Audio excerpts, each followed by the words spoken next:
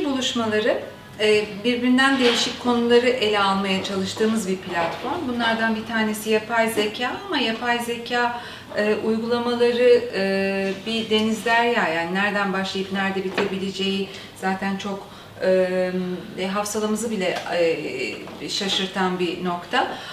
Ortaç Ünsal'la tanıştırmak istiyorum. Enteresan bir kişi, bir aslında teknik adam.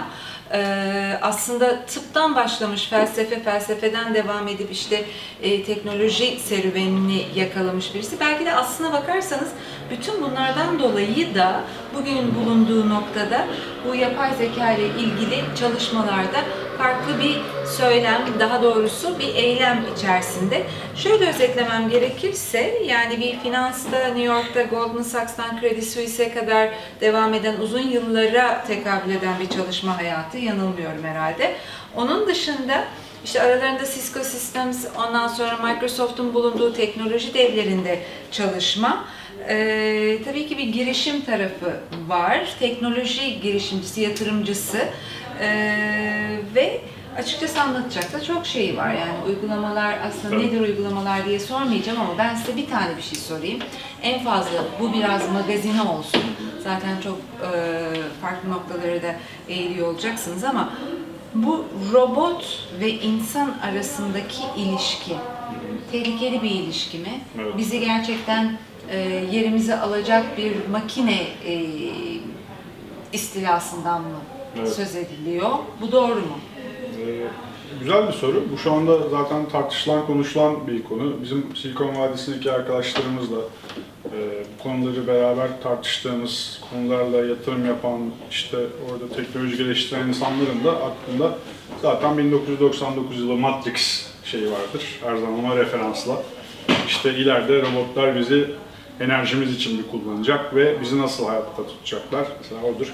Ondan sonra Avatar filmi. Yani artık mesela Elon Musk'ın da bugün konuştuğu, zaten bunları hani 20 sene, 30 sene evvel zaten bilim kurgu yazarları belki söylüyordu. Şimdi yavaş yavaş bunların emarelerini kendi yaptığımız şeylerde görüyoruz. Dolayısıyla bunlar hatta hala vardır. Belki biz zaten simülasyondayız diye başlayan konu. Benim gibi dediğiniz sebeplerden dolayı, belki maymun iştahlılıktan dolayı ve meraktan dolayı bundan 10 sene, 20 sene sonrasında yaşadığımı ben düşünüyorum. Benim için bu olmuş bitmiş bir şey gibi. Yani kesinlikle ve kesinlikle yapay zeka bizim şu anda algılayamadığımız şekilde daha değişik alanlara doğru gidecek. Ama ben bunu da insansı, yani onlar bizim hasmımız, onlarla biz düşman mıyız, dost muyuz? Bu da aslında insansı.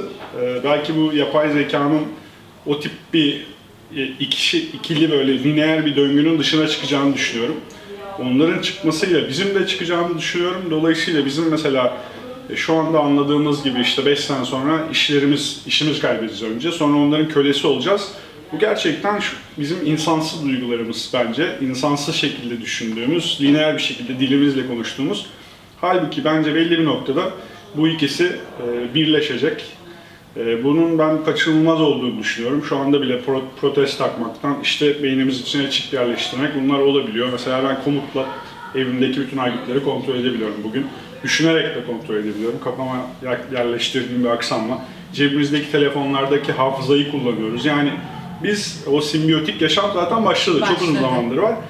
Belli bir noktada onlar bizim kadar zeki veya bizden daha zeki olduğu zamanki arayüzleri şu anda hayal bile edemiyorum ben. Ama o noktada insanlık çok büyük bir potansiyelimiz var. Silineceğimizi düşünmüyorum. Dolayısıyla düşman olarak görmüyorum. Ben onlar dost, hatta biz onlar olacağız. Hatta belki de şu anda bile. İnsanımsı robotlar, ondan sonra tabii kullanacağız, onlar aslında bizi kullanacak. Değişik şeyler olacak. Bizim de şu anda mesela kullanamadığımız potansiyel var. Eğer ki mesela sanal zekanın paralel işlemciliğini kullanabiliyorsak, ancak benim o kadar yetiyor, o örneği vereceğim. Onu kullanarak biz mesela duyularımız mesela doğru değildir aslında tıbbi olarak ama beynimizin mesela sadece %10'unu kullanabiliyoruz falan derler.